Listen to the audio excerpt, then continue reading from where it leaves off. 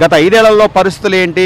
ఈ 2-3 నెలల నుంచి కొంచెం ఏమైనా మార్పు అనేది ఏమైనా కనిపిస్తుందంటారా? కొద్దిగా మార్పు కనపడుతుంది. అంటే అప్పుల్లో ఉంది కదా, మెల్లమెల్లగా డెవలప్ చేసుకోవాలి కదా, ఒకసారి అవ్వాలంటే అవ్వదుగా అది. కానీ సార్ అంటే ఏమంటున్నారంటే ఈ రోజున ప్రతిదీ కూడా ప్రతి వ్యవస్థని కూడా నిర్వీర్యం చేసింది కాక ఇంకా వెంటనే రిజల్ట్స్ రావాలని చెప్పి వెంటనే ఎటగురిద్ది. ఇప్పుడు అప్పు చేశావు, అప్పు నిదానం తీసుకుంటా ఉండి డెవలప్ చేసుకుంటా వస్తాడు. కాకపోతే ఉన్న హామీలు కూడా కరెక్ట్గా ఇచ్చుకుంటా వస్తే రేపొద్దున వచ్చే ప్రభుత్వం కూడా చంద్రబాబు నాయుడే వచ్చేస్తాడు. అది చంద్రబాబు నాయుడు గారు గత కొద్ది రోజులుగా ఆయన చేస్తున్నటువంటి అమరావతి డెవలప్మెంట్ విషయం కానివ్వండి, లేకపోతే అన్నా క్యాంటీన్లని పేదవాళ్ళకు ప్రతిదీ తీసుకొస్తున్న ఈ పరిస్థితుల్లో జగన్మోహన్ రెడ్డి గారు మాత్రం ఎందుకు పదే టార్గెట్ చేస్తున్నారంటారు? జగన్మోహన్ రెడ్డి తెలవదు కండి, పరిపాలన చేశాడు. ఒకసారి ఛాన్స్ నాకేమండి చూస్తానన్నారు ప్రజలు, ఒకసారి నాకు ఛాన్స్ ఇచ్చారు.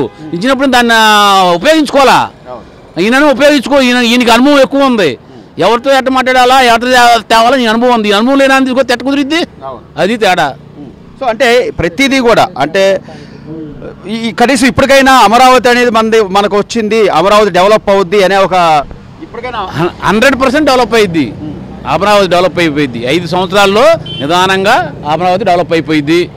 అది ఉద్యోగాలు కూడా అవకాశాలు 5 సంవత్సరాలు దాటిన తర్వాత ఉద్యోగాల అవకాశాలు మెల్లమెల్లగా వచ్చేస్తాయి. ఇప్పటికే పరిశ్రమలు తీసుకురావడం కోసం ప్రతి వాళ్ళని కూడా సంప్రదిస్తున్నారు.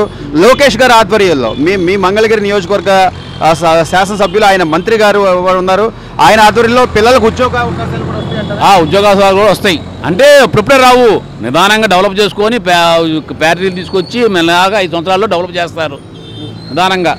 అది మార్పు 100% ఉంటుంది. కాకపోతే ఆయన చెప్పిన పథకాలు కూడా ఇస్తాడు. కాకపోతే ఏంటంటే బడ్జెట్ కూడా ఉంటానా నిదానంగా ఇస్తామని ఆలోచన చేస్తున్నారు. మాట తప్పకుండా సంపద కూడా రావాలి కదా, మాట తప్పకుండా నిదానంగా ఇద్దామని ఆలోచిస్తున్నారు. అది గురుగారు దాదాపు చూస్తున్నాం, ఒక 3 నెలల నుంచి కూటమి ప్రభుత్వం ఏర్పడింది. గత 5 ఏళ్లలో కనీసం పల్లెలు కానీ లేకపోతే గ్రామీణ వ్యవస్థ కానీ అంత నిర్వీర్యం అయిపోయిన నేపథ్యంలో ఈ రోజున మళ్ళీ వాటిని గాడిలో పెట్టాలంటే కూడా ఒక సవాల్తో కూడింది అంశమే. సో ఇది కూటమి ప్రభుత్వం ఫుల్ఫిల్ చేయగలదంటారా? గ్రామీణ వ్యవస్థకు సంబంధించి చేయగలదండి. ఏంటి సార్ మార్పులు ఏంటి? మార్పు పేపర్లో చూశాను, నారాయణ గారు చెప్పున్నారు ఇక్కడ కూడా హైడ్రా చట్టం తీసుకొస్తాము, భూ ఆక్రమణలు ఏమన్నా ఉంటే తొలగించేస్తాము, సైడ్ కాలువలు ఇబ్బంది లేకుండా, వర్షం పడినప్పుడు వరదలు నీళ్ళల్లో మునిగిపోకుండా కరెక్ట్గా ఉండే విధంగా నీళ్లు పారుదల చేసేదానికి హైడ్రా చట్టం తీసుకొచ్చి తొలగించేస్తాం, ఆక్రమణలు ఏమైనా ఉంటే చెరువులు కబ్జా చేసిన వాళ్ళు ఎవరైనా ఉంటే అవి కూడా తొలగించేస్తాం అని చెప్పున్నారు పేపర్లో చూసా ఇందాక.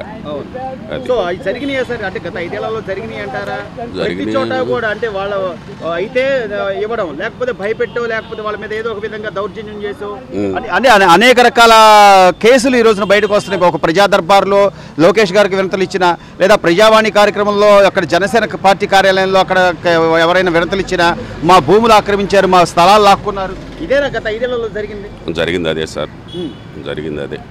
అంటే ఇప్పుడు మంగళగిరి బైపాస్ పోతే టీ కొట్ల దగ్గర నిలబడి చెప్పుకుంటా ఉంటారు, మేము పవన్ కళ్యాణ్ గారి దగ్గరకు వచ్చాము, పలానా మినిస్టర్ వస్తున్నారు, ఎమ్మెల్యే వస్తున్నారు, వాళ్ళు ఈ టైంలో మేము కలుస్తాం వాళ్ళని, వాళ్ళకి అర్జీలు ఇచ్చుకుంటామని ఆ సర్వీస్ రోడ్లో టీ కొట్ల దగ్గర ఉండి చెప్పుకుంటున్నారు ప్రజలు. వైజాగ్ నుంచి కూడా వచ్చారు.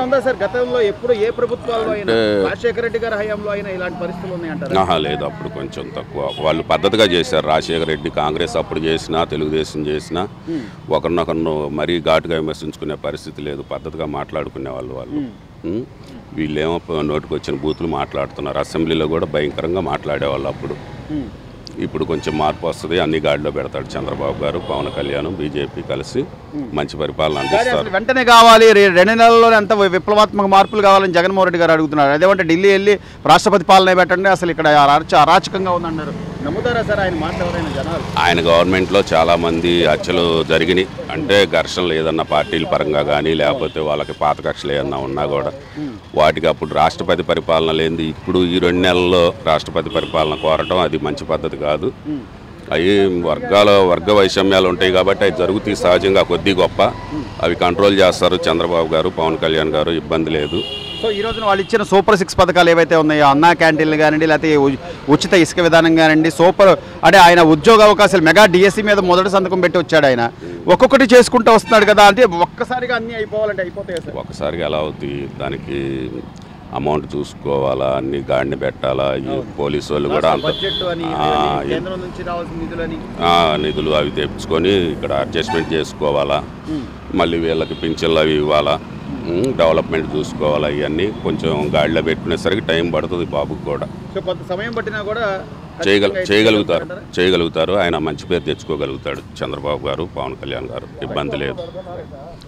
పేపర్లో చూస్తున్నాను ఆక్రమణలు, మురుగు కాలంలో నీళ్లు సక్రమంగా పోయే విధంగా రోడ్లు కొంచెం త్వరగా పట్టించుకొని రోడ్లు వేస్తే బాగుంటుంది. సో అట్లాంటిది ఆక్రమణ లాంటివి ఏమైనా ఉన్నాయా సార్ ఈ ఊర్లో కానీ?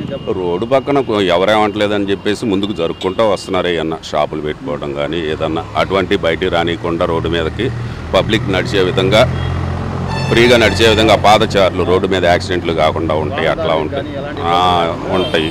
చట్టం చేస్తే బాగుంటుంది.